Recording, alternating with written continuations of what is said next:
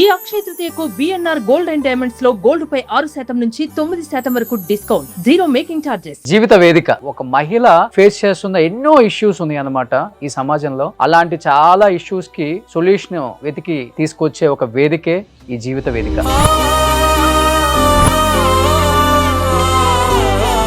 ఎక్కడి నుంచి వచ్చారు, మీ సమస్య ఏంటి అసలుకి? నేను ఇష్టంతోనే పెళ్లి చేసుకున్నాను సార్. మా మేనా బావనే తను. బాబు పుట్టిన తర్వాత దానికి ముందు కూడా తను తాగడం, ప్యాకట ఇట్లాంటి అలవాట్లు ఉన్నాయి. ఇంకా బాబు లైఫ్ కూడా ఎక్కడ స్పాయిల్ అయిపోతుంది అన్న భయంతో నేను బయటకు వచ్చేసాను. స్టిల్ నేను ట్రై చేస్తూనే ఉన్నా, ఎందుకంటే బాబుకి ఒక ఫాదర్ అనేవాడు ఉండాలి కదా. సో ఆ ఫీల్ తో నేను ట్రై చేస్తూనే ఉన్నాను, బట్ రెస్పాన్స్ సరిగా ఉండదు.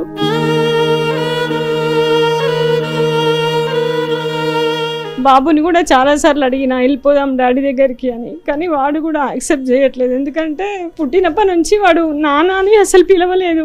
వాడికి ఒక జత బట్టలు కూడా ఇప్పియలేదు. మా ఆయన చనిపోయి 13 సంవత్సరాలు సార్. మా ఆయన చనిపోవడానికి కారణం డాక్టర్లు సార్. కొత్తగా నేర్చుకునే వాళ్ళ చేతిలో మా ఆయన జీవితాన్ని నాశనం చేసిర్రు. దిల్సునగర్లో మేము కొట్లాడి మేము కేసు పెడతామంటే కేసు పెట్టకుండా అన్ని టీవీల వాళ్ళని కొనేసి, పోలీసు వాళ్ళని కొనేసి 5 లక్షలు మేము డిమాండ్ చేస్తే 90,000 చేతికి ఇచ్చేది సార్ మాకు. నేను స్టిచ్చింగ్ చేస్తాను, కానీ నేను ఎలా బ్రతకాలో, ఆ చిన్న మిషన్తో ఎలా బ్రతకాలో అర్థమవుతుంది సార్. పిల్లలు ఏం చేస్తున్నారు? బాబు 10th క్లాస్, పాప 2nd ఇయర్ సార్. ఎలా చనిపోయారు ఆయన? హార్ట్ అటాక్ వచ్చింది సార్, చిన్న ఏజ్ లో. మీరు చాలా చిన్న ఏజ్ లో కనపడుతున్నారు. మీరు ఎలా డైవర్స్ అయిపోయినాయా లేకపోతే? సడన్ గా యాక్సిడెంట్ లో చనిపోయినాడు సార్ మా హస్బెండ్. అసలు నేను అనుకోలేదు అసలు అలా అవుతుందని. అసలు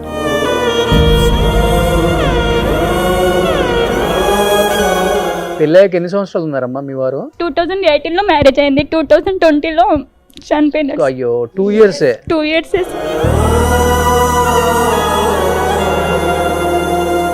మీ పిల్లలు ఏం చేస్తున్నారమ్మా? ఆయన క్యాన్సర్ వచ్చి చచ్చిపోయాడు. 4 సంవత్సరాల బాబు, 5 సంవత్సరాల బాబు గారు ఇచ్చిన బళ్ళల్లో పనిచేసి బతికినది.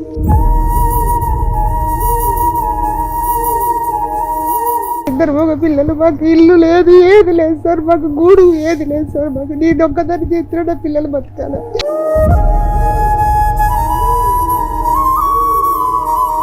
మీరు ఫేస్ చేసిన ప్రాబ్లం అంటే మీరు చెప్పొచ్చు. స్టిక్కర్ పెట్టుకున్నాను మనమే సార్ వాళ్ళకి. ఎవరి కోసం పెట్టుకుందో? అర్జెంట్ పని మీద ఒకరితో ఫోన్ మాట్లాడినా కూడా, బయటకు వస్తూ ఫోన్ మాట్లాడినా కూడా నువ్వు ఎవరితో మాట్లాడుతున్నావు అని అడుగుతారు సార్. బయటకు వెళ్తే ఖచ్చితంగా నువ్వు కష్టం చేసుకొని బతుకుతున్నావని గ్యారంటీ ఏముంది అని అడిగిన వాళ్ళు ఉన్నారు. అయ్యయ్యో,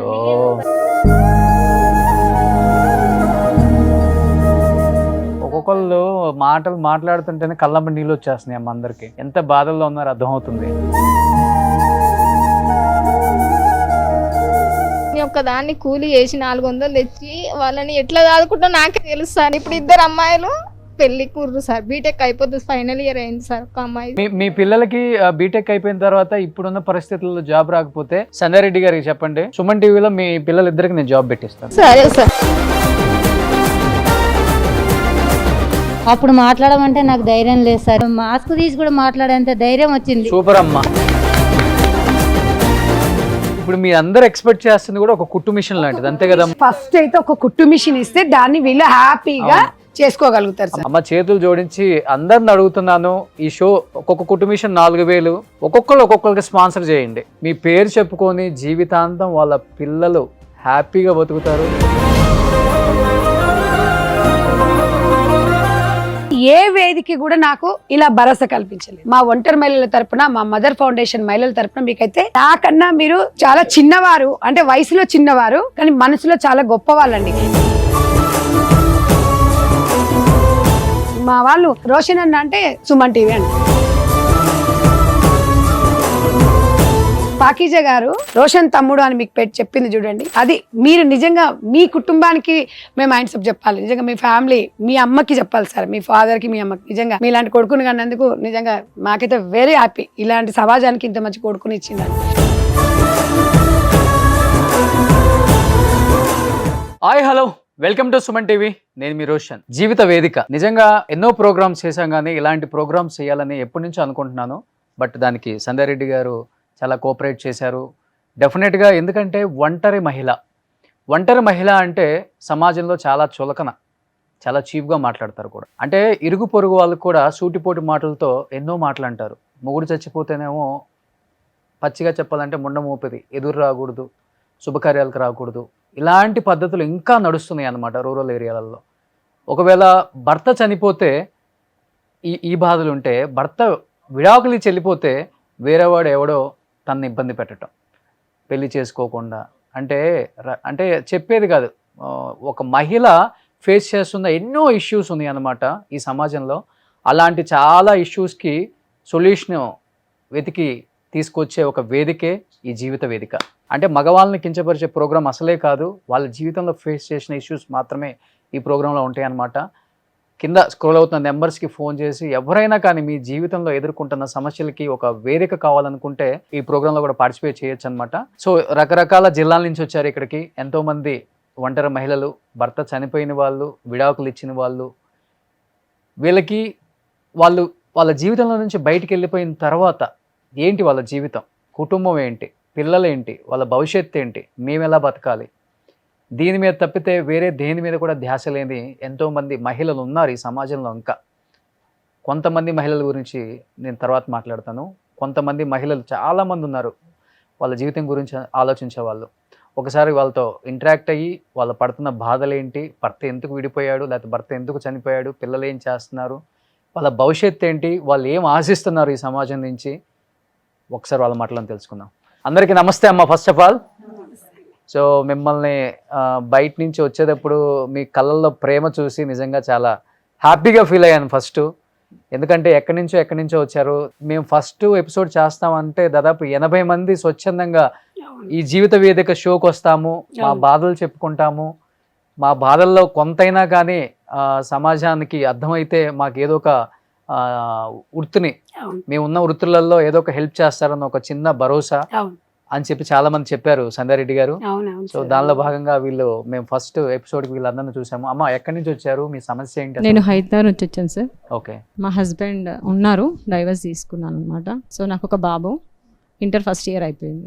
నేను స్టిచ్చింగ్ చేస్తాను, టైలరింగ్. అండ్ అక్క త్రూ మదర్ ఫౌండేషన్లో నేను ఒక 2 years నుంచి తనతో ఉంటున్నాను. తను నాకు చాలా సపోర్ట్ చేస్తున్నారు. అంతకుముందు నేను మ్యాజిక్ బస్ ఇండియా ఫౌండేషన్లో పిల్లలకి న్యూట్రిషన్ ఫుడ్ పైన వర్క్ చేశాను. పెళ్లి కాకముందు అమ్మాయి జీవితం ఒకలాగా ఉంటుంది తల్లిదండ్రులతో ఉన్నప్పుడు, అంటే పెళ్ళైన తర్వాత ఒకలాగా ఉంటుంది, విడాకులు అయిపోయిన తర్వాత ఒకలాగా ఉంటుంది. చుట్టుపక్కల సమాజం అంటే వేరే ఉద్దేశంతో చూసే మగవాళ్ళు విడాకులు అయిపోయిన ఒక మహిళని ఎన్నో ఫేస్ చేసి ఉంటారు కదా. అసలు ఎందుకు మీరు విడాకులు తీసుకోవాల్సి వచ్చింది, మీ హస్బెండ్ ఎందుకు ఆ డిసిషన్? నేను ఇష్టంతోనే పెళ్లి చేసుకున్నాను సార్. మా మేనా బావనే తను.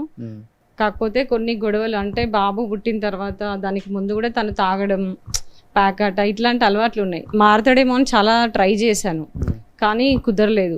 ఇంకా బాబు లైఫ్ కూడా ఎక్కడ స్పాయిల్ అయిపోతుంది అన్న భయంతో నేను బయటకు వచ్చేసాను. ఒక 4-5 years తర్వాత కూడా ఎవ్రీ 6 monthsకి నేనే అడగడం, నేనే వెళ్ళడం ఇట్లా జరిగింది. బట్ తన నుంచి ఎట్లాంటి రెస్పాన్స్ లేదు. స్టిల్ నేను ట్రై చేస్తూనే ఉన్నా, ఎందుకంటే బాబుకి ఒక ఫాదర్ అనేవాడు ఉండాలి కదా. సో ఆ ఫీల్తో నేను ట్రై చేస్తూనే ఉన్నాను, బట్ రెస్పాన్స్ సరిగా ఉండదు.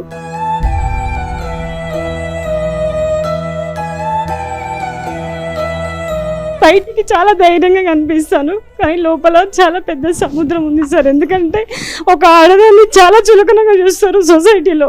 సింగిల్ ఉమెన్ అంటే ఎంత కష్టపడి ఎంత బ్రతికినా కూడా అసలు ఇజ్జత్ అనేది ఉండదు. సో ఇట్లాంటి సమాజంలో నేను ఒకటే అనుకుంటా, ఏజ్ తొందరగా అయిపోతే బాగుండు, ఒక 50 years వస్తే బాగుండు, వచ్చేస్తే నాకంటూ నేను సొసైటీలో ఒక స్ట్రాంగ్గా తిరుగుతానేమో, ఎవరి పోరు ఉండదేమో అనే ఫీలింగ్ నాకు ఒక 25 years నుంచే ఉంది. ఆ ఫీల్ నా 19 yearsకి మ్యారేజ్ అయింది. 19 yearsకి అయింది సార్. ఒక 3 years నేను కలిసి ఉన్నది. దాని తర్వాత 1 year బాబు పుట్టిన తర్వాత 1 year తర్వాత నేను విడిపోయాం. దాని తర్వాత చాలా ట్రై చేశాను, బట్ కుదరలేదు. ఇంకా ఇప్పటికీ తను మారలేదు. సో ఇంకా బాబుని కూడా చాలాసార్లు అడిగిన వెళ్ళిపోదాం డాడీ దగ్గరికి అని, కానీ వాడు కూడా యాక్సెప్ట్ చేయట్లేదు. ఎందుకంటే పుట్టినప్పటి నుంచి వాడు నాన్న అని అసలు పిలవలేదు. వాడికి ఒక జత బట్టలు కూడా ఇప్పియలేదు.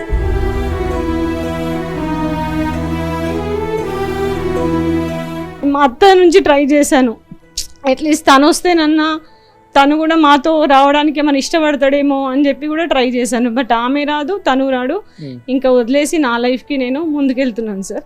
ఓకే, బాబుని అయితే చదివిస్తున్నాను. నా గోల్ ఒకటే, ఎవరేమనుకున్నా నాతోనే ఉన్నాడు. డైవర్స్లో నేను రాయించుకుంది కూడా అదే సార్. ఏంటి అంటే రేపటి నాడు మీ ఆయన కోటీశ్వరుడు అయిపోతే నువ్వు వచ్చేస్తా అంటే అప్పుడు కుదరదు అని చెప్పేసి కొంతమంది నన్ను అన్నారనమాట. నాకు నా బాబుని ఇస్తే చాలు, నాకు ఏ ఆస్తులు అంతస్తులు నాకు ఏమీ వద్దు, ఏ కోర్టుల చుట్టూ కూడా నేను తిరిగే పరిస్థితి నాది కాదు అని చెప్పి నేను బాబుని తీసుకొని వచ్చేసాను. సో ఇంకా బాబు నాతోనే ఉన్నాడు. ఇప్పుడు ఇంటర్ ఫస్ట్ ఇయర్ అయిపోయింది సార్. దాని తర్వాత ఇంకా స్టడీ కంటిన్యూ చేయించి వాడిని ఒక పొజిషన్కి తీసుకెళ్ళాలి అనేది ఒకటే నా గోల్. సంధ్య గారు, నేను ఎస్పెషల్లీ ఒంటరి మహిళల గురించి షో చేద్దాం అనుకున్నప్పుడు నేను ఒకటే ఆలోచించానండి. తను ఒక మాట అన్నారు, కోర్టులో ఆస్తి వస్తాం అన్నాక నాకు అక్కర్లేదు, నా పేగు తెంచుకు పుట్టిన బిడ్డ నాతో ఉంటే చాలు. అంటే ఈ మొక్కతే కాదండి, సమాజంలో ఉన్న ప్రతి ఆడది, ప్రతి మహిళ, ప్రతి అమ్మ ఎన్ని కోట్లు వస్తా అన్న ఒప్పుకోదు. భరణం అడుగుతారు ఓకే బతకడానికి, కానీ బిడ్డను వదులుకోరండి. కన్నపేగు ముందు ఈ కోట్లు డబ్బులు ఇవన్నీ ఏం పనిచేశారు. ఎందుకంటే ఆ అమ్మాయి ఒక్కటి మాట్లాడుతుంటే ఇంతమందిలో అందరము ఆటోమేటిక్ గా నేను మామూలుగా ఎప్పుడు నిజంగా సుమన్ టీవీకి నేను మాత్రం రోషన్ గారు, మీరు చిన్నవాళ్ళైనా వాళ్ళందరూ మీ ఏజ్ పెద్ద అయినా కూడా మిమ్మల్ని అన్న అని సంబోధిస్తున్నారు. సుమన్ టీవీ వారికి నేనైతే మదర్ ఫౌండేషన్ తరపున ఫస్ట్ మీకు ధన్యవాదాలు తెలుపుకోవాలి. ఎందుకంటే మాకు ఒక వేదికనిచ్చారు. ఒంటరి మహిళలు చెప్పుకోవడానికి ఎవ్వరు లేరు బయట, మేము చెప్తే అంటే వినేవాళ్ళు లేరు. మాకు వేదికనివ్వడం అనేది నిజంగా కూడా చాలా సంతోషం అనిపిస్తుంది, బాధగా కూడా ఉంది. ఒంటరి మహిళ అమ్మాయి చెప్పేటప్పుడు మీరు ఒక్కసారి మీరు విన్నారు కదా, ఒంటరి మహిళ మంచిగా తయారైనా ప్రాబ్లమే, బయట ఒక గంట సేపు ఎక్కడైనా పని వెళ్ళినా ప్రాబ్లమే, గంట సేపు ఫోన్ మాట్లాడినా ప్రాబ్లమే. ఇది ఎవడెంబడి పోయిందో ఎక్కడ పోయిందో. సింగిల్ పేరెంట్కి ఎన్నో బాధలతో ఎన్నో కష్టాలతోని ఎదుర్కొంటుంది. గుండెలో అగ్నిపర్వతం ఉంటుంది. ఇక్కడ పిల్లల భవిష్యత్తు, పిల్లల కోసం పొద్దున్న లేసి కష్టపడాలి, మళ్ళీ అది చేయాలి, నైట్ నిద్ర లేని రాత్రులు గడుపుతుంది ఒంటరి మహిళ. ఒంటరి మహిళకు ఉన్న బాధ ఫీల్ అనేది ఎవరికి తెలియదు. మొగడు ఇడిచిపెడితే అది బరిదెగించి ఇడిచిపెట్టింది అంటారు, వాడు ఇడిచిపెట్టిండి అనరు. వాడిని ఎవరు అనరండి, మగవారిని ఎవరు అనరు. పిల్లం ఇడిచిపెట్టింది అన్నారు, ఇది మొగని ఇడిచిపెట్టింది అంటారు. కలిసి ఉంటే చంపుకుంటేనేమో విడిపోవచ్చు కదా అంటారు, విడిపోయిన తర్వాత ఇది బరిదెగించింది అంటారు. రాత్రిపూట ఎన్నిసార్లు తన హృదయం తల్లదిల్తుంటుంది అనేది నేను ఈ 23 సంవత్సరాలలో ఒంటరి మహిళలను వాళ్ళని టచ్ చేస్తే నాకు ఇలాంటివి ఎదురవుతాయి. మీకు గతంలో కూడా నేను చెప్పిన, వాళ్ళ బాధలు చూస్తుంటే మనకు అర్థమవుతుందండి. ఇన్స్పిరేషన్గా నేను చాలాసార్లు అడిగిన, ఇప్పుడు వాళ్ళ బాబు కోసం, ఇంటర్మీడియట్ బాబు కోసం, అంటే ఆ చిన్న బాబుని తెచ్చుకొని వీళ్ళు ఇంటర్మీడియట్ వరకు తెచ్చిందంటే తను ఎన్ని ప్రాబ్లమ్స్ ఇప్పుడు ఇంటర్మీడియట్ బాబు అన్నప్పుడు మరి ఎంత బాధ ఎంత పెయిన్ ఉంటుంది. నేను అనేది సమాజంలో మీరు అన్నట్టుగా భర్త చనిపోతే నిజంగా ఇది ఎదురు రావద్దు, మొగడు చచ్చింది అంటారు. అది ఎంత బాధాకరం తెలుసు. కానీ సమాజంలో మొగడు చచ్చిన దానికన్నా అంటే ఒక భగవద్గీతలో రాసింది సార్, అసలు అది వాళ్ళకి తెలియదు, కానీ ఆమె భగవంతునితో సమానం. అది చూడరు, సమాజం అట్లా చూడదు. వాళ్ళకి ఎన్ని బాధలు ఎన్ని ఉంటాయి. 70 ఏళ్ళ ముసలోనికైనా బుస కొడతాడు వాడు. ఒక ఒంటరి స్త్రీ కనిపించింది అంటే చాలు. అంటే ఇన్ని బాధలు ఎదుర్కొంటూ ఇన్ని చేసుకుంటుంటే దానికి ఏముంది, అగో అది ఇంతసేపు పోయింది. ఎవరైనా అన్ఫార్చునేట్లీ ఎవరైనా ఇంటికి ఎవరైనా మొగోడు వస్తే కథం వాడికి వీడికి లింక్ కట్టేస్తారు. అది ఇప్పుడున్న కాలంలో ఇవన్నీ నేను అందుకే వీళ్ళకి అందరికి ఒక ఇదే చెప్తాను, వాడేమంటుండో వీడేమంటుండో అనేది మీరు ఆలోచించొద్దు. మీ పిల్లల భవిష్యత్తు ముఖ్యం. నిన్న నైట్ వచ్చేటప్పుడు కూడా అన్నారు వాళ్ళు, లేదు మేడం మేము వస్తాము, మాకు వాడేం తెచ్చి పెడితే నా పిల్లల కోసం నేను బతకాలి, నా పిల్లల కోసం. ఎన్నోసార్లు ఇంట్లో ఆత్మహత్యలు చేసుకోవడానికి ప్రయత్నం చేశారు. అమ్మాయి అయితే ఎన్నోసార్లు చిన్న బాబును పెట్టుకొని ఎన్నో సందర్భ భర్త చనిపోయిన తర్వాత నేను బాగా గుర్తున్నా 2 years బ్యాక్ చెప్పింది. అంటే వాళ్ళ బాధలు తెలుసుకోవడానికి కూడా ఒక సుమన్ టీవీ వేదిక ఉందా. సుమన్ టీవీ లీలో ఒంటరి మహిళల గురించి ప్రోగ్రామ్ చూసాం, కానీ ఇలాంటి వేదికను చూడలేదు అసలు. వీళ్ళందరూ కూడా ఈరోజు మీరు చాలా మంది ఉన్నారు సార్, చెప్పుకోనే వాళ్ళు చాలా మంది ఉన్నారు. తెర ముందుకు వచ్చేవాళ్ళు వీళ్ళు ఈ రోజు ఒక అడుగు ముందుకేసారు. భర్త చచ్చిపోతే భార్యని ఇన్ని రకాలుగా మాట్లాడతారు సమాజం, ఒక మహిళని. మరి భార్య చచ్చిపోయిన భర్తను ఎవడేమన్నాడు? ఏమన్నాడండి? ఇప్పుడు భార్యాభర్తల కలయిక వల్ల భూమి మీదకి వచ్చేది పిల్లలు, అవును వాళ్ళిద్దరికి 50-50 ఉంటుంది ఉంటది. అన్నిట్లలో. కానీ కానీ ఈజీగా భర్త చచ్చిపోతేనే భార్యని అన్ని రకాలుగా చీప్ గా మాట్లాడతారు. అన్ని మాట్లాడతారు. అత్తగారు వాళ్ళు భర్తను కూడా అదే విధంగా మాట్లాడొచ్చు కదా, భార్య చచ్చిపోయినాడు ఎదురు వస్తున్నాడు అని అంటే ఎవడు? నేను ఎందుకంటే నేను మగవాళ్ళని నిందించాను సార్. నేను ఎందుకంటే ఎప్పుడైనా గాడ్ ఈజ్ గ్రేట్ అంటే గాడ్ని నమ్ముతా. మన అదృష్టంలో ఎట్లుందంటే నేను ఇలా ఒక్కటి చెప్తాను, వాళ్ళు ఏమనుకున్నారో పక్కింటోళ్ళ కోసమో ఎదురింటిళ్ళ కోసం మీరు బతకకండి. మీ పిల్లల కోసం, మీ పిల్లల భవిష్యత్తు కోసం బతుకుతూనే హ్యాపీగా పడతాం. పక్కింటోళ్ళ గురించి నువ్వు ఎంత స్ట్రిక్ట్ గా ఉండండి సార్, మీరు ఎంత బాగుండండి అనేవాడు అన్నయ్య అంటేనే అంటాడు. ఎందుకంటే మగవాడు ఉన్న ఇల్లు వేరు, మగవాడు లేని ఇల్లు ఉంటే ఎవడో ఒకడు వచ్చాడు అనుకోండి, ఇప్పుడు గ్యాస్ వాడే వచ్చాడు, కరెంట్ బిల్ వాడే వచ్చాడు, ఎవరో ఒకరు వచ్చారు, మనకు సంబంధించి ఇన్సూరెన్స్ వాళ్ళే వచ్చారు, ఒక ½ అన్ అవర్ మన ఇంట్లో కూర్చుంటే కథం. అంటే మనం సూటిపోటి మాటలతోని స్టిక్కర్ పెట్టుకున్నాను మనం సార్. వాళ్ళకి ఎవరి కోసం పెట్టుకుందో అందం గురించి పెట్టుకున్నట్టుంది. అత్తున్న రోజులు ఒక తిరుగు ఉంది, ఇప్పుడు ఒక తిరుగు ఉంటుంది. మా అత్తయ్య చనిపోయింది, ఇప్పుడు ఇంకా చులకనగా చేస్తారు ఊళ్ళో. మా ఆయన చనిపోయి 13 సంవత్సరాలు సార్. అప్పుడు పాప పాలు చెక్తూ బంద్ చేస్తుంది, అప్పుడే మా బాబు 7 సంవత్సరాలు. మా మావయ్య అదే సంవత్సరం చనిపోయిండు. మా ఆయన 9 నెలలకి మళ్ళీ మా ఆయన చనిపోయిండు. మా ఆయన చనిపోవడానికి కారణం డాక్టర్లు సార్.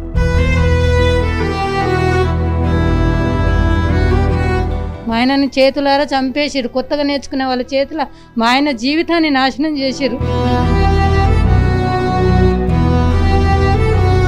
మేము కొట్లాడి మేము కేసు పెడతామంటే కేసు పెట్టకుండా అన్ని టీవీల వాళ్ళని కొనేసి, పోలీసు వాళ్ళని కొనేసి 5 లక్షలు మేము డిమాండ్ చేస్తే 90,000 చేతికి ఇచ్చేది సార్. మాకు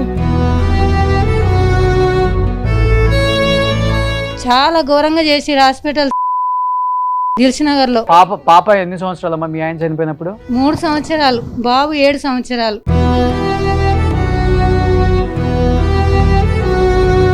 ఇప్పుడు మీ పాపలు ఎన్ని సంవత్సరాలు ఉంటారమ్మా? 16 ఏళ్ళు సార్. 16 ఏళ్ళు సార్. గవర్నమెంట్ చదువు కాబట్టి ఇంటర్కి వచ్చేసింది సార్. ఇంటర్ కూడా అయిపోతుంది. బాబు డిగ్రీ లాస్ట్కి వచ్చేసాడు. చదువుతున్నారు, వాళ్ళని కష్టపడి చదివిస్తున్నారు సార్. నాకైతే ఏం లేదు సార్, బట్టలు కుట్టుకుంటూ తిరుగుతున్నా. మేడం వచ్చింది, మదర్ ఫౌండేషన్ ఓపెన్ చేస్తాను వచ్చింది. నేను రాలేకపోతే కూడా మేడం తిట్టి, నువ్వు సమాజం గురించి బతుకుతావా, నీ గురించి బతుకుతావా అని అడిగింది గట్టిగా. నేను అసలు ఇంట్లోకి వెళ్ళేదాన్ని కదా సార్. మిషన్ కుట్టుకొని మామూలుగా బతుకుతా అంతే. కూలినాలి బట్టల గిరాకీ లేదనుకో, కూలినాలకి వెళ్తాను. అయితే మేడం వచ్చి, టీచర్గా నువ్వు పని చేయి, నేను 7,000 జీతం ఇస్తా, అవి దేనికన్నా పనికొస్తాయి అంటే నేను ఒక 50 మందికి నేర్పించిన సార్. నేర్పించినాక నా బాధల గురించి మేడానికి చెప్పుకుంటూ ఉంటుందా. మేడం కూడా నన్ను ఏ మీటింగ్ అయినా నన్ను రమ్మంటుంది, స్పెషల్గానే పిలుస్తూ ఉంది. ఇంకో నాతో పాటు ఈమెకు కూడా చాలా బాధలే ఉన్నాయి. అది అట్లా ఉంది కదా సార్. అయిపోయినాక మా మావయ్య మా అత్త చనిపోయినాక మా మావయ్య వాళ్ళు ఇంకా 3 ఉంటారు, 4 అన్నదమ్ములు. అందులో ఒక అతను ఎకరం భూమి ఉంటే మొత్తానికి చేసేసుకుంది సార్. మాకు లేకుండా అందులో 5 గుంటలు వస్తుంది. ఆ 5 గుంటల భూమి గురించి ఊళ్ళో పంచాయ పెడితే సరే ఇస్తా అని చెప్పి 4,000 నన్ను కట్టిపించి మొత్తం ఇవ్వకుండా ముఖం దాటేసిండు. ఇప్పుడు ఊళ్ళోకి కూడా రావడం లేదు, సిటీలు ఉంటాడు సార్ ఆయన. మా చిన్నమామ నా గురించి కొట్లాడితే ఆయన నాకు ఫేవర్ చేస్తాడని ఆయన తిడతారు సార్. మిగతా చదువుకున్నారమ్మా మీరు? నేను 10th fail sir. 10th fail. Okay. So మీకు చిన్న వయసులోనే భర్త చనిపోయారు? 2002లో పెళ్ళి అయింది. 2013లో మా భర్త చనిపోయాడు. సో తర్వాత పెళ్లి చేసుకోమని కూడా ఎవరు చెప్పలేదా, లేకపోతే మీకు పిల్లలు ఉన్నారు వద్దనుకున్నారు అంతే? నాకు 2 పిల్లలు ఉన్నాక మళ్ళీ పెళ్ళి ఏంటి సార్, నాకు చాలు వాళ్ళని చూసుకుంటే బతికేస్తా అనుకున్నా. మా ఆయన చనిపోయినాక కూడా కొన్ని మాటల వల్ల 3 రోజులకే నేను టాబ్లెట్లు మింగాను సార్ చనిపోవాలని. మీరు కూడా? నేను చనిపోయేదాన్ని బతికేసి వచ్చాను. నా పిల్లల గురించి దేవుడు బతికి. రాత్రి వాళ్ళ పిల్లలే సార్ మీ షో చూసిన తర్వాత వాళ్ళ పాప మీ షోకి వెళ్ళాలని చెప్పి చెప్పమ్మా రాత్రి పాప ఏమన్నది? రాత్రి నేను మేడం అన్నది, మీరు షోలా టీవీలో కనిపిస్తావు సుకన్య, నువ్వు మాట్లాడగలుగుతావు అంటే, లేదు మేడం నాకు రిలేషన్షిప్, వాళ్ళు ఏమనుకుంటారో అని నేను బాధపడుతూ ఉంటే అది విన్నారు 2 పిల్లలు. విని నేను ఫోన్ పెట్టేసి కట్ చేసి ఇంట్లోకి వెళ్తే మేడం ఏమంటే నువ్వేమంటున్నావు, వాళ్ళ చదివింది నువ్వు అనే డాడీ చనిపోయిన సంధి నీ కష్టం మేము చూస్తున్నావు, నువ్వు చదివినావు, నానమ్మని చదివినావు 6 ఏళ్ళు, తర్వాత మమ్మల్ని చదువుతూనే ఉన్నావు, నువ్వు వాళ్ళ గురించి నీ మొహం చూపించుకుంటూ మాట్లాడు, తాత గురించి చెప్పు, నేను మన భూమి గుంజుకుండు కదా ఇంకో తాత, ఆయన గురించి చెప్పు అని. ఎందుకంటే ఎస్పెషల్లీ నేను ఆమెను ఎందుకు అడిగానంటే పెళ్లి చేసుకోవాలా అనిపించలేదని తప్పుగా అనుకోవద్దమ్మా. హై సొసైటీలో ఉన్న పీపుల్ కి వీళ్ళు ఎలా బతుకుతారు అనే దానికి ఒక చిన్న డిఫరెన్స్, అందుకని అడిగాను. కడుపును పుట్టిన పిల్లలు వాళ్ళు ఇంతోల్లా అంతోల్లా అని ఆలోచించరు. పాతికేళ్ళకు కూడా భర్తను కోల్పోయిన ఆడవాళ్ళని ఎంతో మంది నేను చూశాను, పెళ్లి చేసుకోవడానికి ఇష్టపడరు వాళ్ళు. అవును సార్, అవును. పిల్లల్లోనే వాళ్ళ భర్తను జీవితాన్ని చూసుకుంటారు, చూసుకుంటారు, వాళ్ళ భర్తను జీవితాన్ని చూసుకుంటారు, వాళ్ళ జీవితాన్ని వాళ్ళు. చూసుకుంటారు. నిద్ర లేని రాత్రులు గడిపిన సార్, నేను పూటకు లేకుండా కూడా గడిపిన సార్. ఎవరిని అడగలేదు, పక్క వాళ్ళని కూడా అడగలేదు, కూర లేకపోయినా అడగలేదు, డబ్బుల కోసం ఆశించలేదు. నా బతికేందో నేను బతికిన సార్. ఇప్పటి వరకు 1 రూపాయి చుట్టాలని కూడా నాకు ఈ పరిస్థితి ఉంది, నాకు ఈ సాయం చేయాలని మా అక్క చెల్లెలు 6 ఏ ఒక్కరిని అడగలేదు. వాళ్ళు అడుగుతారు నన్ను ఏమైనా సాయం చేయాలని, నాకు అవసరం లేదు, నాకు రెక్కలు ఉన్నాయిగా చేసుకుంటా, నాకు అవసరం ఉన్నప్పుడు అడుగుతా అని నెట్టుకుంటూ ఇన్ని సంవత్సరాలు 13 సంవత్సరాలు సంది. పిల్లలు ఏం చదువుతున్నారమ్మా ఇప్పుడు? బాబు డిగ్రీ లాస్ట్ ఇయర్కి వచ్చారు సార్, పాపనేమో 2nd ఇయర్. ఇప్పుడు ఏంది మీ జీవన ఉపాధి నా ఏంటమ్మా, ఏం జీవన చేస్తున్నారు ఉపాధి మీరు? పాప ఇప్పుడు బీటెక్ ఎగ్జామ్ రాయడానికి ప్రిపేర్ అవుతుంది సార్. ఒకవేళ ఆమెకు సీట్ వచ్చినా రాకపోయినా, ఆమెకు ఎంసెట్ రాయాలన్న కోరిక, బీటెక్ చేయాలన్న కోరిక. ఒకవేళ సీట్ వస్తే మాత్రం ఆమెకు చదువు మొత్తం మీరు చూసుకోవాలని నా కోరిక సార్. సో ఈ షో పెట్టడానికి వన్ ఆఫ్ ద రీజన్ ఏంటంటే, ఈ వేదిక మీద వాళ్ళ ప్రాబ్లమ్స్ చెప్పినప్పుడు ఎంతో మంది గొప్పగా వాళ్ళు హై సొసైటీలో ఉన్న వాళ్ళు, లేకపోతే పెద్ద పెద్ద బిజినెస్ చేసేవాళ్ళు, లేకపోతే రాజకీయ నాయకులు, లేకపోతే సినిమా వాళ్ళు కొంచెం అన్నా చలిస్తారనేది మా ఇంటెన్షన్ అనమాట. ఈ ప్రోగ్రామ్ ఎవరు చూసినా గొప్ప వాళ్ళు చాలా మంది ఉన్నారు. ఇప్పటివరకు ఎంతో మందికి హెల్ప్ చేసాం మేము కూడా. ఈ షో ద్వారా ఎవరైనా హెల్ప్ చేయాలనుకుంటే వాళ్ళ కాంటాక్ట్ నెంబర్ ప్రొవైడ్ చేస్తాం, డైరెక్ట్గా మీకే అటాచ్ చేస్తాం. సో మీరు ఊర్లు దత్తత తీసుకుంటున్నారు ఎంతోమంది సినిమా వాళ్ళు, రాజకీయ నాయకులు కూడా. ఊళ్ళను దత్తత తీసుకోవద్దు, మనుషులను దత్తత తీసుకోండి, వాళ్ళ పిల్లలను దత్తత తీసుకోండి, పిల్లల్ని మంచి ప్రయోజకులను చేయండి. అది ఒక్కటి మాత్రం అడుగుతున్నాను, చేతులు జోడించి గొప్ప వాళ్ళని. ఇంతకన్నా ఏం అడగలేను. సో డెఫినెట్గా అమ్మ ఈ షో ద్వారా సాయం చేస్తే చాలు సార్. మా సంధ్యాకి ఎట్లాగో నాకు మిషన్ ఇప్పిస్తుంది. సో ఇప్పుడు మిషన్ కుట్టుకుంటున్నారు మీరు? కుట్టుకుంటున్నాను మేడం. అది సార్ అది పాతగా ఉంది, ఎట్నో అట్లా నెట్టుకొస్తున్నా సార్. ఒక మిషన్ ఉంటే సరిపోద్ది మీకు, ఇప్పుడు ఫ్యామిలీ రన్ అవుతుంది. అవును సార్. ఎంత ఒక మిషన్ 4,000 అవుతుంది, 5-6 వేల మధ్యలో అంతే.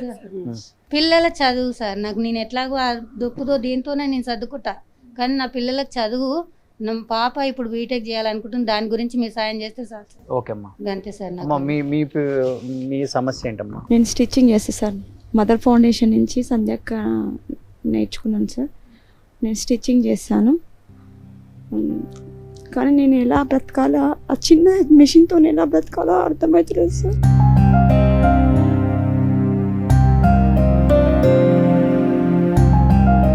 నాకేమన్నా మీరు ఆర్థికంగా సహాయం చేస్తే నేను ఏదైనా షాప్ అయినా ఏదైనా పెట్టుకోవాలనుకుంటున్నాను సార్. పిల్లలు ఏం చేస్తున్నారు? బాబు 10th క్లాస్, పాప 2nd ఇయర్ సార్.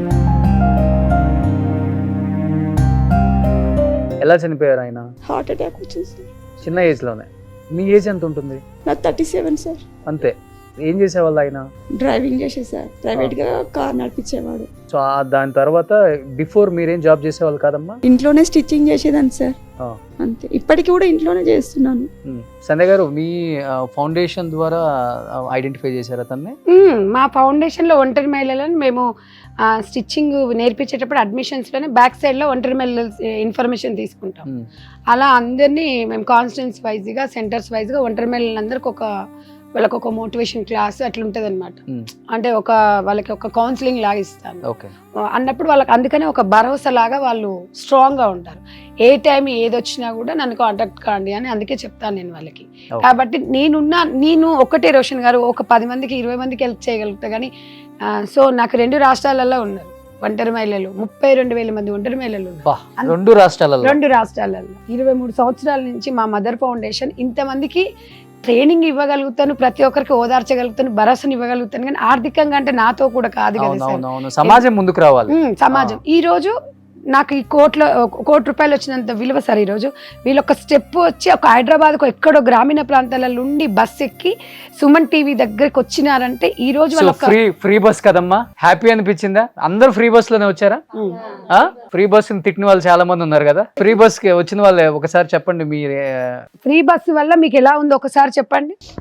చాలా బాగుంది, కానీ అందులో కొంతమంది దీనికి చిన్నదానికి వెళ్ళి ఎప్పుడో ఒక రోజు ప్రయాణం చేసే వాళ్ళకి ఇబ్బందిగా మాట్లాడుతున్నారు సార్. కానీ దానివల్ల అయితే ఉపయోగమే ఉంది. చాలా ఉపయోగం. ఇప్పుడు వీళ్ళు అక్కడి నుంచి సరే వీళ్ళు మున్గోడు నుంచి వచ్చారు. నేను ఫ్రీ బస్ అంటే చెప్తా ఒక్క మాట. మా పాప ఊకంటది. మా పాప ఇప్పుడు డిగ్రీ సెకండ్ ఇయర్ చేస్తుంది. ఇప్పుడు ఫ్రీ బస్ పెట్టి 2 సంవత్సరాలకు ఎక్కువైంది కదా. నేను ఇదివరకు మా పాప ఆలేరులో చదివింది, ఇప్పుడు సిటీలో చదువుతుంది. ఇక్కడికి ఇప్పుడు మా ఆర్థిక పరిస్థితి బాగాలేదు కాబట్టి ఈ ఫ్రీ బస్ వచ్చి మనకి చాలా మేలు చేసింది మమ్మీ. నువ్వు రానికి ఇబ్బంది లేదు, నేను రానికి ఇబ్బంది లేదు. నేను అప్ అండ్ డౌన్ పోనీకి కూడా నాకు పాస్ కొనుక్కోకుండా ఫ్రీ బస్ చాలా ఛార్జీలు మిగిలిస్తుంది, చాలా మేలు చేసింది అంటది మా పాప. ఓకే, మాకు ఇప్పుడు అంత దూరంకి వెళ్ళి సిటీకి ఏ అవసరానికి రావాలన్నా ఫ్రీ బస్ అంటే మాకు సేవ్ అవుతున్నట్టే కదా మనీ మొత్తం. అంతే కదా. అందులో ఒంటరి మహిళలకి ఇంకా ఇంకా చాలా భరోసా. అంటది ఎన్ని డబ్బులు కావాలి మమ్మీ మనం ఇట్లా తిరగాలంటే. నువ్వు నా కాడికి నెలకు రావాలన్నా నీకు కనీసం అప్పుడైతే 1000 రూపాయల దాకా అయ్యేది, ఇప్పుడు ₹1 అవుతలేదు కదా. మంచిగా నా కాలేజీకి నేను పోనీక నాకు డబ్బులు మీకు సేవ్ అవుతున్నాయి, నీకు సేవ్ అవుతున్నాయి, చాలా మంచి యూజ్ చేసుకునే వాళ్ళకి చాలా బాగుంటుంది. సో రేవంత్ రెడ్డి గారికి థ్యాంక్స్ చెప్తారు అందరూ. థ్యాంక్ యూ అండి, తప్పకుండా. మా వాళ్ళని తలుచుకుంటే నాకు అదే అనిపిస్తుంది. వీళ్ళు ఎక్కడ రావాలన్నా అప్పుడు హైదరాబాద్ మీటింగ్లు ఎక్కడన్నా అన్నాలన్నా ఆటోలలో వస్తే 100-200 అయ్యేది. ఇప్పుడు హ్యాపీగా టైమింగ్ ఉంటుంది ఊర్లలో 11కి 10కి గంటకు ఉంటుంది. హ్యాపీగా రాగలిగితే హ్యాపీగా పోగలుగుతున్నారు. కాబట్టి నిజంగా రేవంత్ రెడ్డి గారికి మాత్రం మేము డెఫినెట్గా మా ఒంటరి మహిళల తరపున, మా మదర్ ఫౌండేషన్ తరపున ధన్యవాదాలు తెలుపుకుంటున్నాను. సరే, ఎందుకంటే వాళ్ళు సేవ్ చేసుకున్నారు వాళ్ళకి హ్యాపీగా. మీరు చాలా చిన్న ఏజ్ లా కనపడుతున్నారు. మీరు ఎలా డైవర్స్ అయిపోయినాయా లేకపోతే? డైవర్స్ ఏం అయిపోలేదు సార్, సడన్ గా అయిపోయింది మ్యారేజ్. యాక్సిడెంట్, చిన్నోడు పుట్టంగానే రీసెంట్ గా జాండీస్ వచ్చాయో ఏమొచ్చాయో తెలియదు సార్. అసలు సడన్ గా యాక్సిడెంట్ లో చనిపోయినాడు సార్ మా హస్బెండ్. అసలు నేను అనుకోలేదు అసలు అలా అవుతుందని. అసలు చిన్న నీటి ఇప్పుడు పోషించాలన్న చాలా ప్రాబ్లమ్స్ ఉన్నాయి సార్. అమ్మ వాళ్ళ ఇంటి దగ్గరనే ఉంటున్నాను, అత్తమ్మ వాళ్ళ ఇంటి దగ్గర ఏముండను, అత్తమ్మ గిట్ట లేదు. అసలు చాలా ప్రాబ్లమ్స్ సార్ నాకు. అసలు పెళ్ళాక ఎన్ని సంవత్సరాలు ఉన్నారమ్మా మీ వారు? 2018లో మ్యారేజ్ అయింది, 2020లో చనిపోయినాడు. అయ్యో, 2 years. 2 years.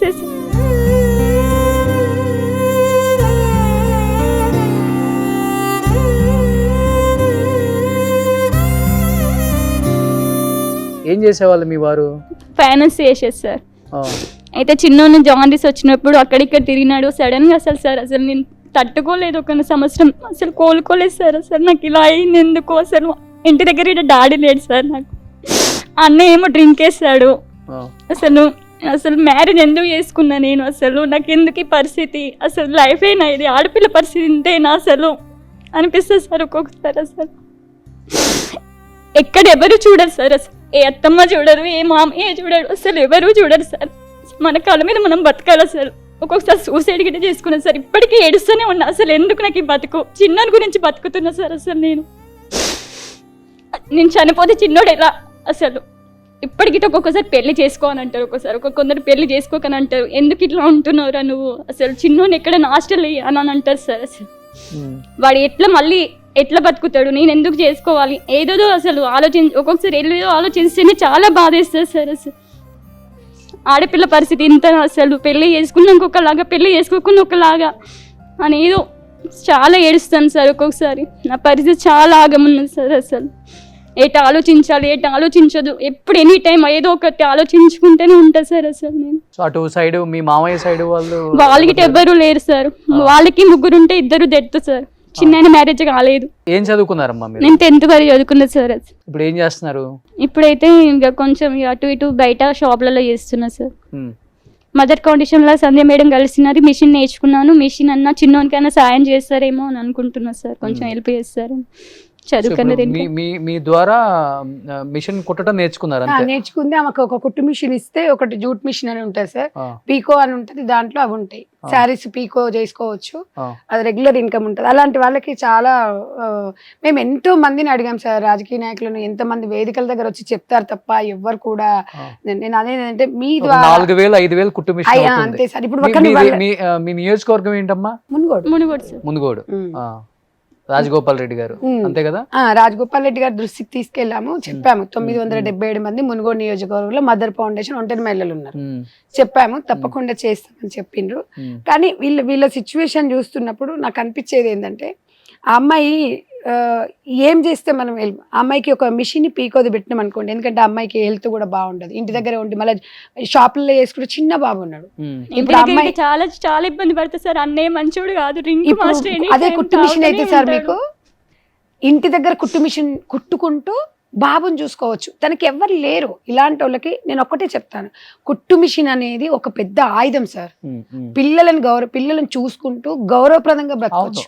అవును, ఇప్పుడు ఒక బ్లౌజ్ స్టిచ్ చేస్తే 200 ఏమో ఉంది కదా. ఎక్కడ 200 సార్, 500 ఉంది.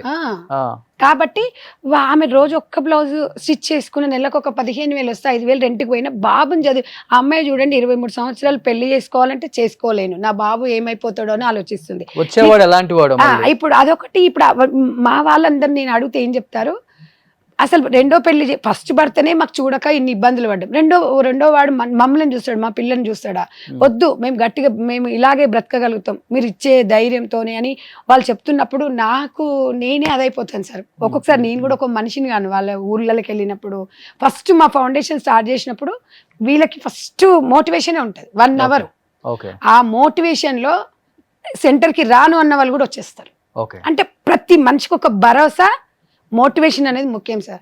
మీరు ఎన్ని స్కీమ్స్ పెట్టినా, ఎన్ని చట్టాలున్నా, ఉన్నా దాని గురించి అనేది ఒక అవగాహన లేకపోతే మీరు 1000 కోట్లు పెట్టినా వేస్ట్. ఇవాళ ఆ అమ్మాయిని ఆదుకోవడానికి మా అంటే ఒక 10,000 20,000, కానీ ఆ అమ్మాయిని పట్టించుకునేటోళ్ళు లేడు. అంటే నేను ఒక్కొక్కరి పేరు సార్, ఇన్ని వేల మంది ఉన్నా కూడా ప్రతి ఒక్కరి పేరుతో సహా నేను మైండ్లో పెట్టుకుంటాను. నేను అనేది ఏంటంటే నాకు కూడా ఈ ఫౌండేషన్ ఇంతమంది చూస్తారు, ఇన్ని సభలకు వస్తారు, మరి ఈ ట్రస్ట్ ఇంత పనిచేస్తున్నప్పుడు, రాష్ట్ర కేంద్ర ప్రభుత్వాలు ఇంత చూస్తున్నప్పుడు ఏదైనా వీళ్ళకు ఈ ట్రస్ట్కి ఈ పని ఇస్తే వీళ్ళందరూ ఉపయోగపడుతుంది అనేది స్టేజీల మీద చెప్పినప్పుడు ఇదైపోతుంది. అదే ఉపాధి హామీ కింద పథకాలు పెడతారు కానీ నేను ఒక్కటే చేశారు, వీళ్ళు సెంట్రల్ స్టేట్ 2 పెడతారు కానీ ఉపాధి హామీ పథకాలలో ఎట్లా అంటే వీళ్ళు అలా గ్రౌండ్ వాళ్ళు కారు, హై కాదు, వీళ్ళు మిడిల్ వాళ్ళు. కాబట్టి ఉపాధి హామీ పథకం అంటే ఇంకా వీళ్ళు కొంచెం చదువుకున్న వాళ్ళు, కొద్దిగా మిడిల్ క్లాస్ వాళ్ళు కాబట్టి వెళ్ళలేరు గ్రామీణ ప్రాంతాలలో.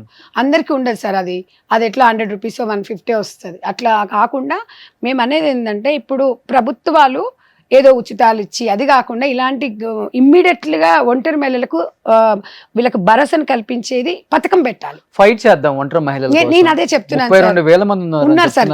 పిలిస్తే ఇప్పుడు అందరు వస్తారు సార్, ఒక్క పిలుపునిస్తే చాలు.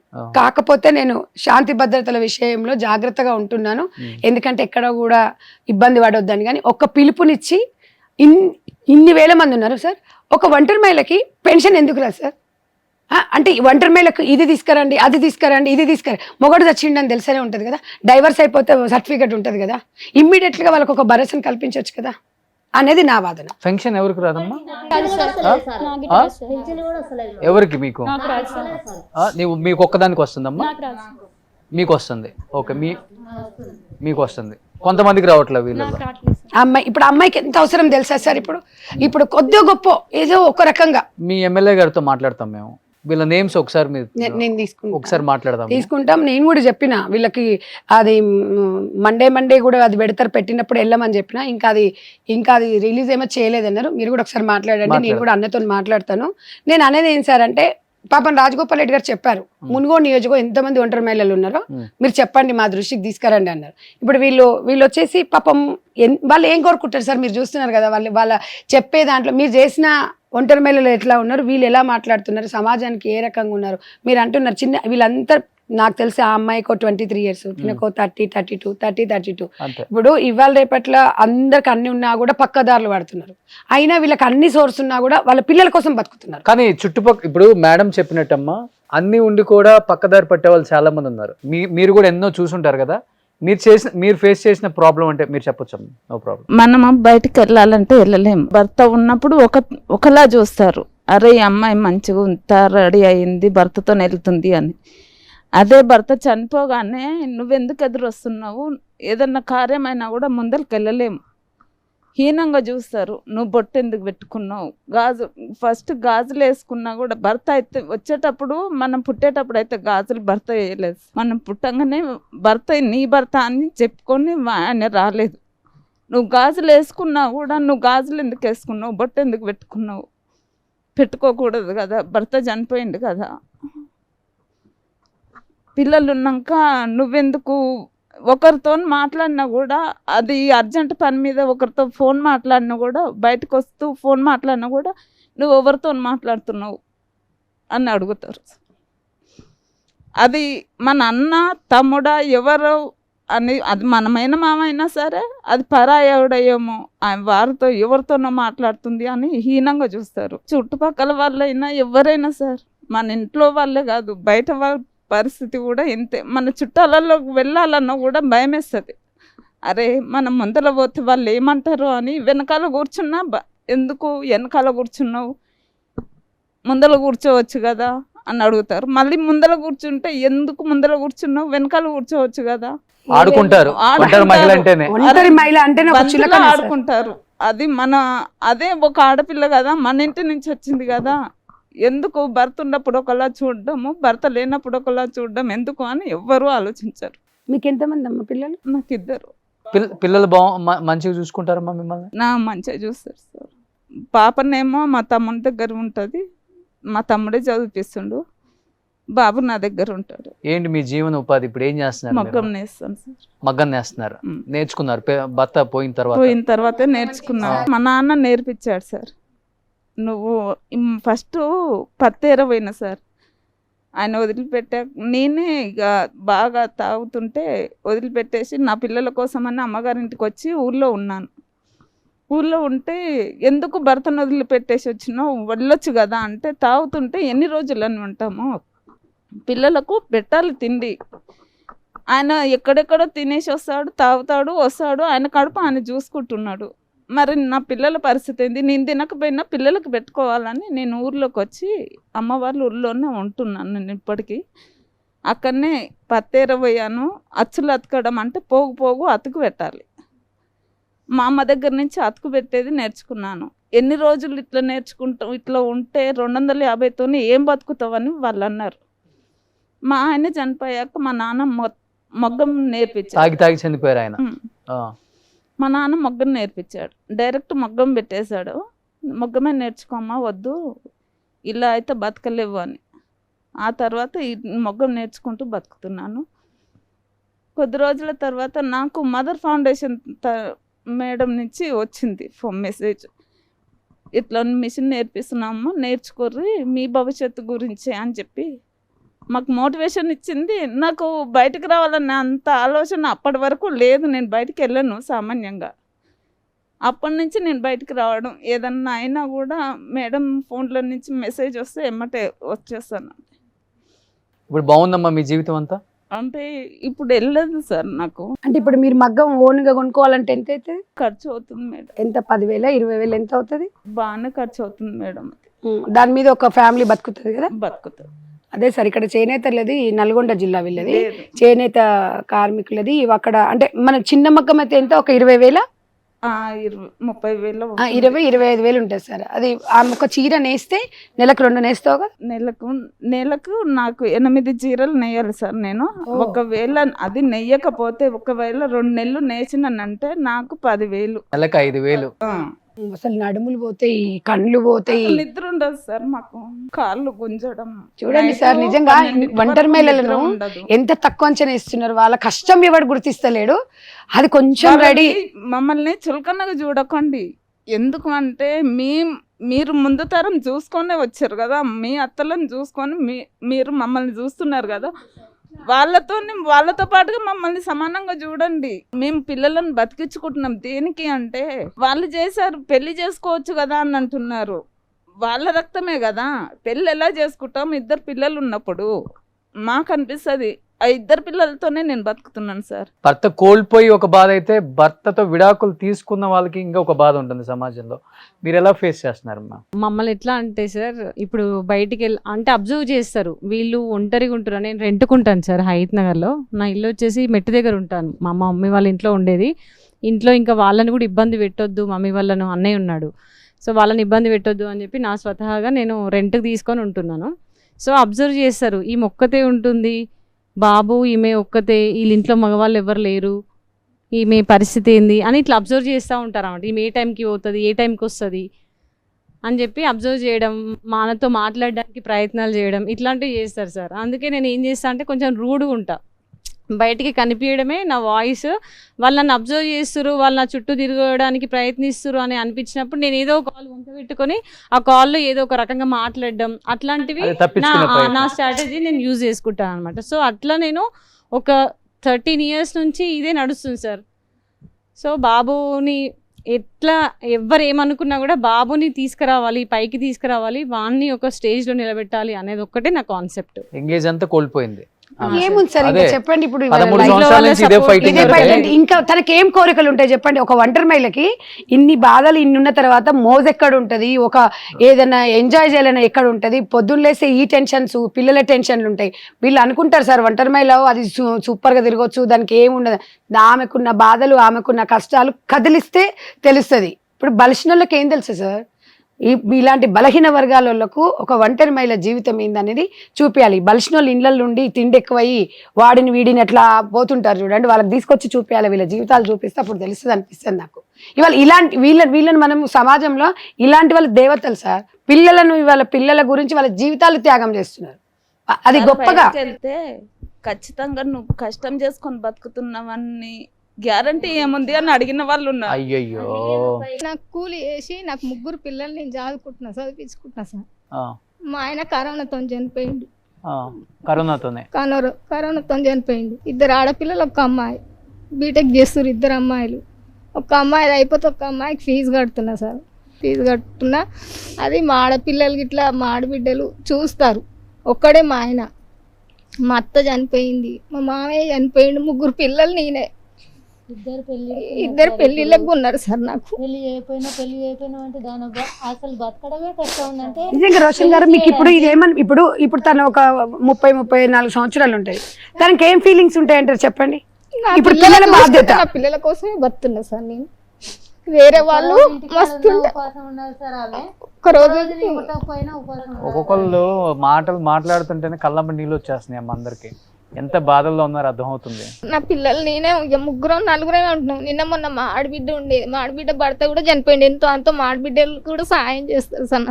నా పిల్లల ఫీజులు అది ఇది ఉంటుంది. ఒక్కదాన్ని కూలి చేసి 400 తెచ్చి వాళ్ళని ఎట్లా చదువుకుంటా నాకే తెలుసు సార్. నేను కన్నా ఎండకు పోతున్నా. ఎండలో ఇప్పుడు ఎదిగిన పిల్లలు మళ్ళీ వయసుతో ఉన్న పిల్లలు ఉంటే మళ్ళీ అదొక చులకన. ఇప్పుడు 2 అమ్మాయిలు పెళ్లి కూర్రు సార్. బీటెక్ అయిపోతుంది, ఫైనల్ ఇయర్ అయింది సార్. 1 అమ్మాయి చిన్న కష్టపడి చదివించుకుంటూ వచ్చారు, చదివిస్తున్నా సార్. 400 కూలికి వెళ్తూ. మీ పిల్లలకి బీటెక్ అయిపోయిన తర్వాత ఇప్పుడున్న పరిస్థితుల్లో జాబ్ రాకపోతే సంధ్యారెడ్డి గారికి చెప్పండి, సుమన్ టీవీలో మీ పిల్లలిద్దరికి నేను జాబ్ పెట్టిస్తాను. సరే సార్, సరే సార్. థ్యాంక్ యూ రోషన్ గారు, థ్యాంక్ యూ సో మచ్ అండి. నిన్న మొన్న మా పెద్ద అమ్మాయికి బయటికి దాటుతుంటే యాక్సిడెంట్ అయింది సార్. ఆ అమ్మాయి ఇప్పటిదాకా 4 రోజులు కోలుకోలే, అలా కోలుకుంది సార్. మా వాళ్ళు మా పిల్లల్ని మా ఆడబిడ్డల్ని చూసుకుంటారు. మా ఆడబిడ్డలు చాలా మంచోళ్ళు సార్, లేకుంటే నేను బతకలేను సార్. మీ పిల్లలు ఏం చేస్తున్నారమ్మా?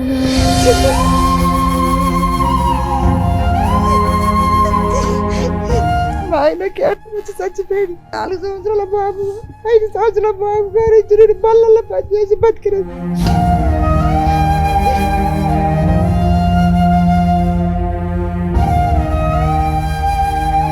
మాకు ఎవరు లేరు. మా చెల్లె, మా అక్క, మాకు వాళ్ళ దగ్గర ఇస్తారు సార్. నా కొడుకు ఎంత ఇప్పుడు చదువుకుంటాను సార్. 2 మగ పిల్లలు. మాకు ఇల్లు లేదు, ఏది లేదు సార్. మాకు గూడు ఏది లేదు సార్. మాకు నేను ఒక్కదాన్ని చేస్తున్నా, పిల్లలు బతకాల. ఆ పరిస్థితిలో మేము బతుకుతున్నాం సార్. 15 సంవత్సరాలు సార్ వాళ్ళ హస్బెండ్ చనిపోయి 2 చిన్న ఏజ్ లోనే. అంత చిన్న ఏజ్ సార్ వీళ్ళకి. 30 ప్లస్ అంతే, 30, 32, 34 ప్లస్. పొలం పనులు చేసి ఇట్లా అయిపోయారు కానీ అందరూ.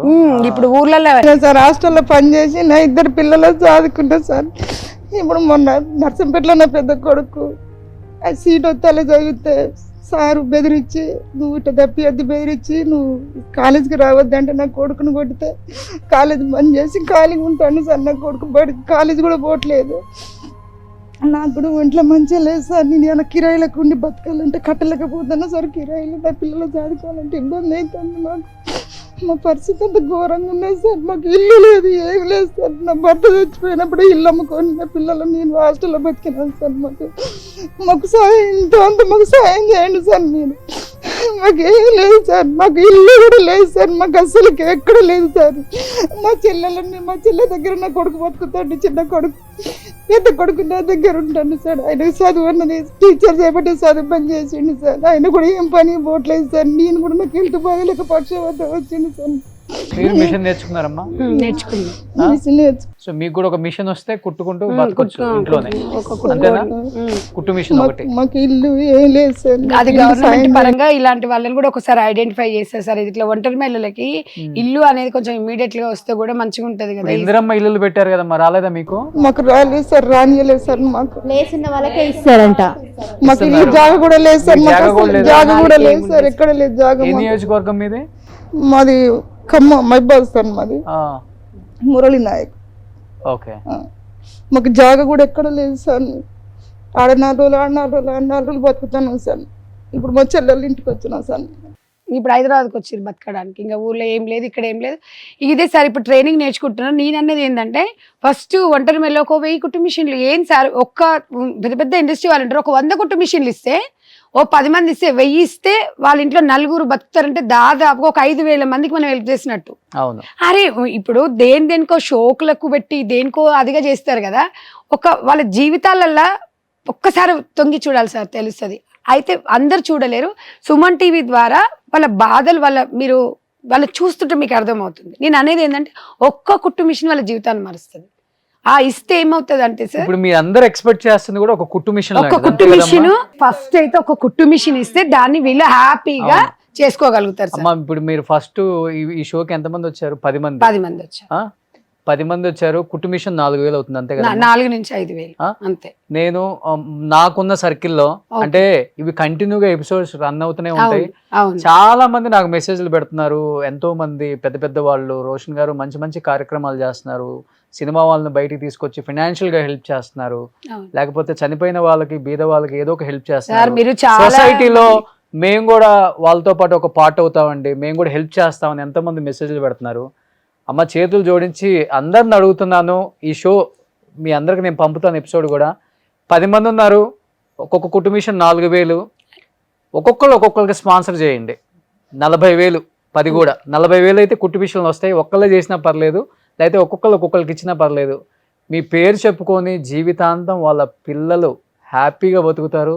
వాళ్ళు నేర్చుకున్న పని ఏంటంటే, యాక్చువల్గా చెప్పాలంటే వీళ్ళు పెద్దగా చదువుకున్న వాళ్ళు కూడా కాదు పాపం, ఏం చదువుకోలేదు కూడా. వీళ్ళు కేవలం ఏంటంటే ఈ మహానుభావురాలు ఈ ఒంటరి మహిళల ఇబ్బంది చూడలేక అన్ని జిల్లాలలో కుట్టు మిషన్లు కార్యక్రమాలు చేపట్టి అక్కడ ఒక గవర్నమెంట్తో మాట్లాడి, ఎమ్మెల్యేతో మాట్లాడి ఒక షెడ్ లాంటిదో ఏదో ఒకటి నిర్మించి ఆమె డబ్బులతో లేకపోతే వాళ్ళ అందరి సహకారంతో కొన్ని కుట్టు మిషన్లు పెట్టి ఒంటరి మహిళల్ని ఐడెంటిఫై చేసి వాళ్ళని అక్కడ కుట్టు మిషన్లు నేర్చుకోమని ఫోర్స్ చేసి, మీ జీవితానికి ఒక ఉపాధి అవుతుంది కుట్టు మిషను.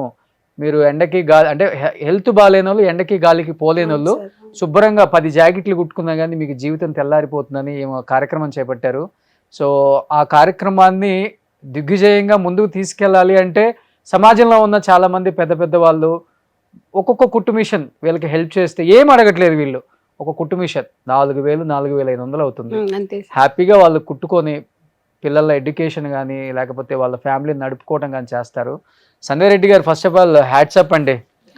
ఎందుకంటే ఇన్ని వేల మందికి కుట్టు మిషన్లు నేర్పించాలన్న ఒక మంచి కాన్సెప్ట్ మీకు ఎందుకు వచ్చిందో నాకు తెలియదు. మీతో పాటు తను ఆర్గనైజ్ చేస్తున్నారని చెప్పారు. ఏం పేరమ్మా మీ పేరు? మీరు ఏం చదువుకున్నారమ్మా? నేను ఏం చదువుకోలేదు సార్. ఏం చదువుకోలేదు మీరు? 5th క్లాసే చదువుకున్నాను.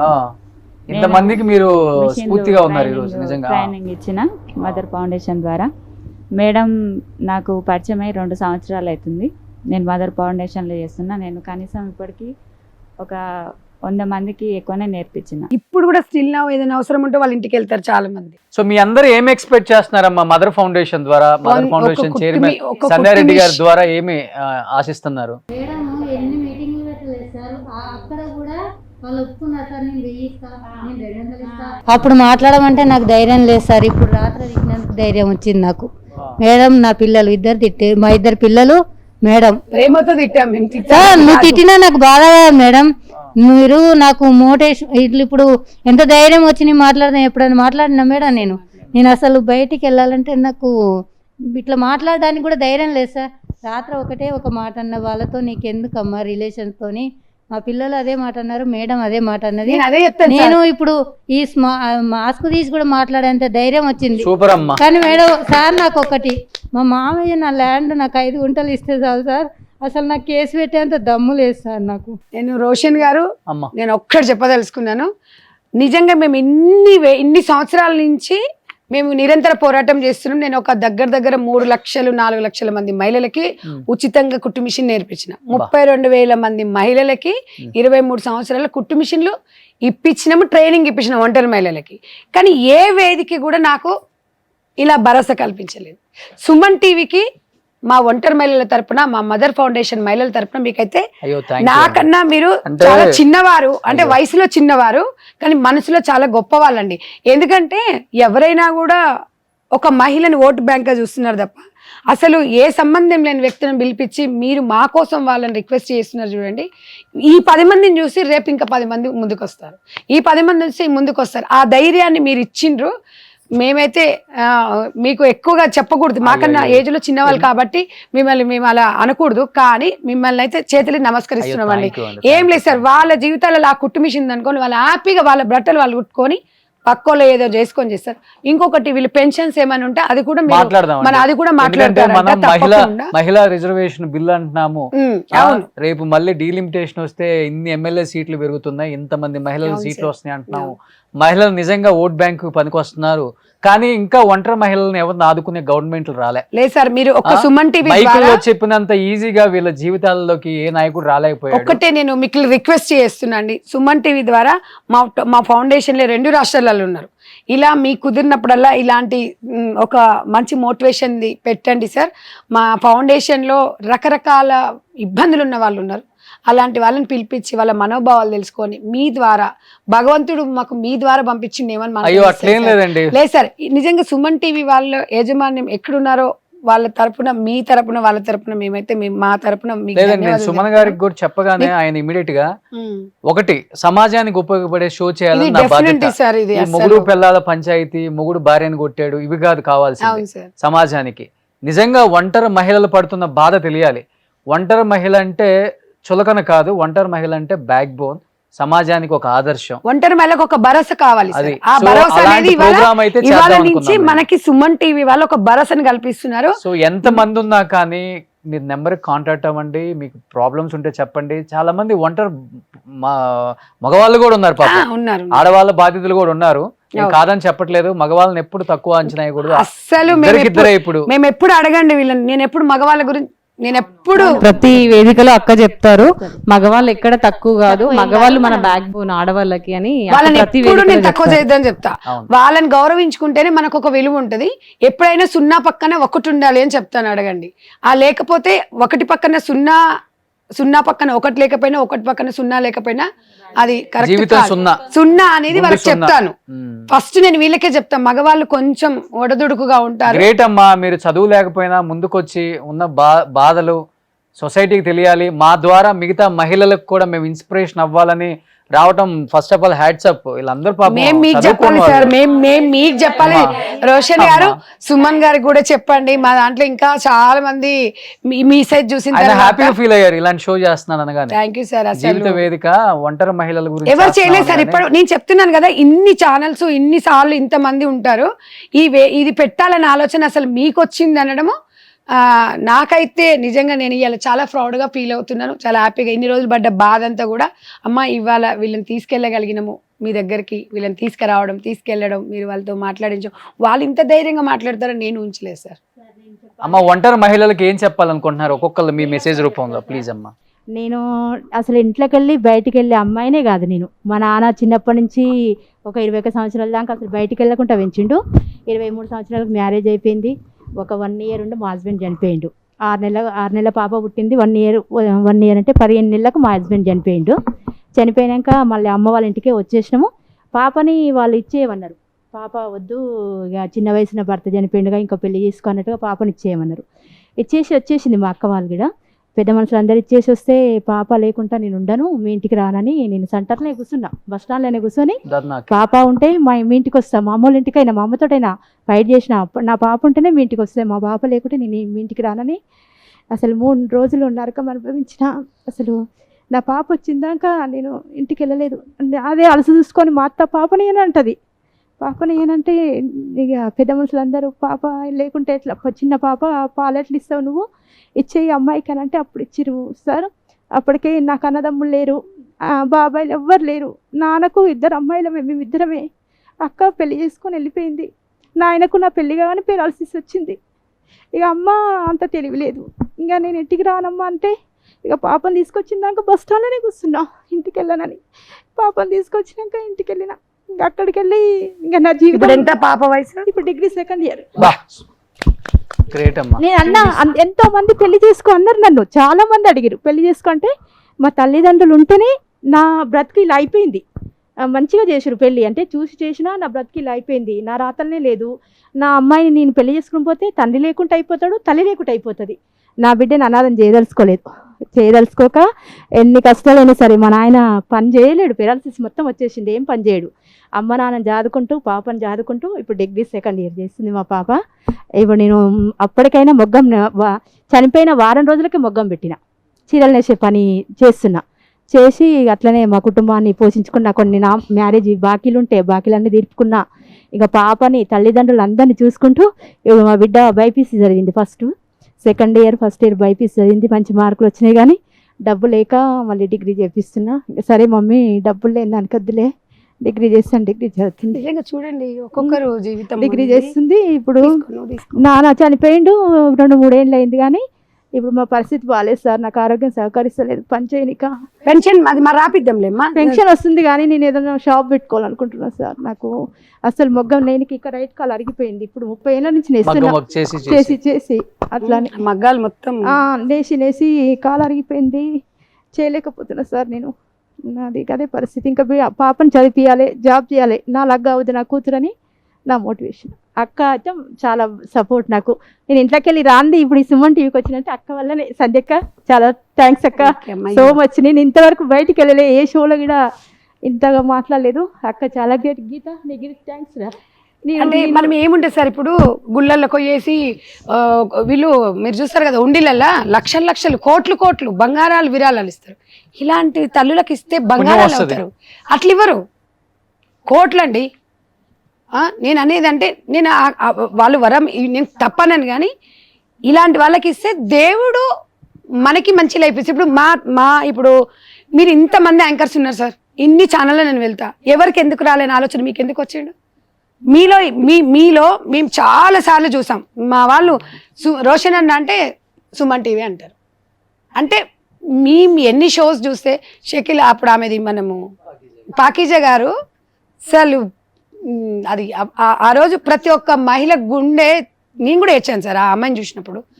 రోషన్ తమ్ముడు అని మీకు చెప్పింది చూడండి, అది సార్. అది మీరు నిజంగా మీ కుటుంబానికి మేము మైండ్ చెప్పాలి, నిజంగా మీ ఫ్యామిలీ మీ అమ్మకి చెప్పాలి సార్, మీ ఫాదర్కి మీ అమ్మకి. నిజంగా మీ ఇలాంటి కొడుకుని కన్నందుకు నిజంగా మాకైతే వెరీ హ్యాపీ. ఇలాంటి సమాజానికి ఇంత మంచి కొడుకుని ఇచ్చిందని. చాలా మంది లేదు సార్, చాలా మంది జర్నలిస్టులు అంటే వాళ్ళ కుటుంబం కోసం వాళ్ళ కోసం చూస్తారు కానీ ఇట్లా 10 మంది గురించి ఆలోచించే వాళ్ళు చాలా రేర్గా ఉంటారు. మేము పొగడడం అని కాదు, మేము ఎన్ని ఎపిసోడ్లు చూస్తే అబ్జర్వేషన్ చేసినాం. మీరు ఎప్పుడున్న బాధలు ఉన్న వాళ్ళ దగ్గరికి వెళ్తారు, వాళ్ళలో ఏం కావాలని కోరుకుంటారు.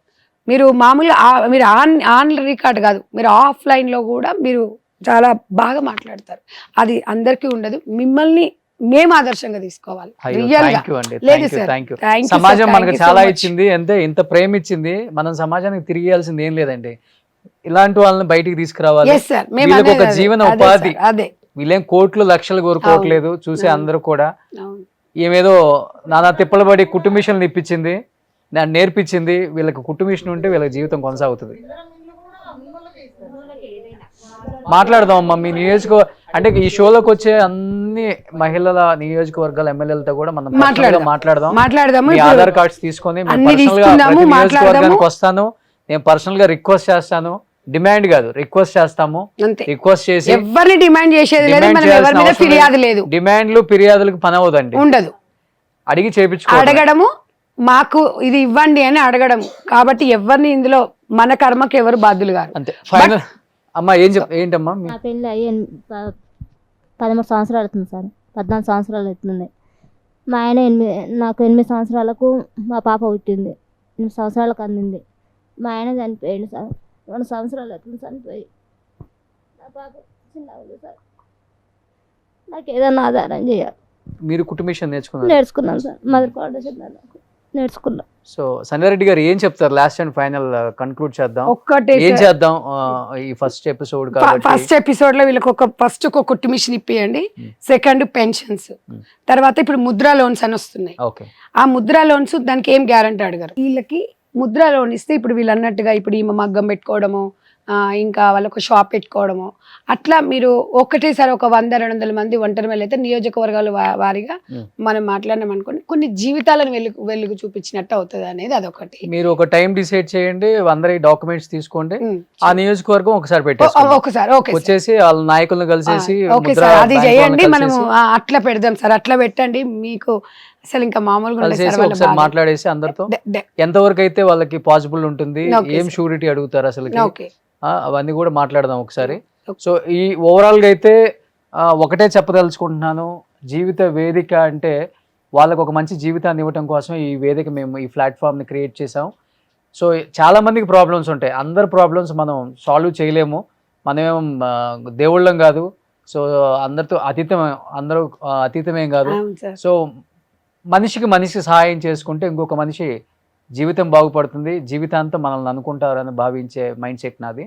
అలా ఎంతోమందిని చేశాం కాబట్టి లాస్ట్ అండ్ ఫైనల్గా ఒకటే రిక్వెస్ట్ చేస్తున్నాను సమాజంలో ఎంతో గొప్ప గొప్ప వాళ్ళు ఉన్నారు, వాళ్ళకి హెల్ప్ చేయాలంటే వాళ్ళకి ఆ రూట్ తెలియదు, ఎక్కడ చేస్తే అంటే నేను ఈ డబ్బు ఇచ్చినా కానీ అది సరైన పనికి ఉపయోగపడదా, ఇదంటే వాళ్ళు మార్చి చెప్తున్నారా వాళ్ళు దొబ్బేయటానికి అని రకరకాల వాళ్ళు ఉంటారు. కాబట్టి ఒక సరైన ప్లాట్ఫామ్ మీద ఇది ప్రాబ్లం అని తెలిస్తే సొల్యూషన్ మీరు ఈజీగా ఇవ్వగలరు కాబట్టి ఈ ప్లాట్ఫామ్ క్రియేట్ చేసాం. వేరే ఉద్దేశం ఏమీ లేదు, ఎవరిని తక్కువ అంచనా చేసి లేకపోతే తక్కువ దిగదాచి మాట్లాడే ఉద్దేశమే లేదు.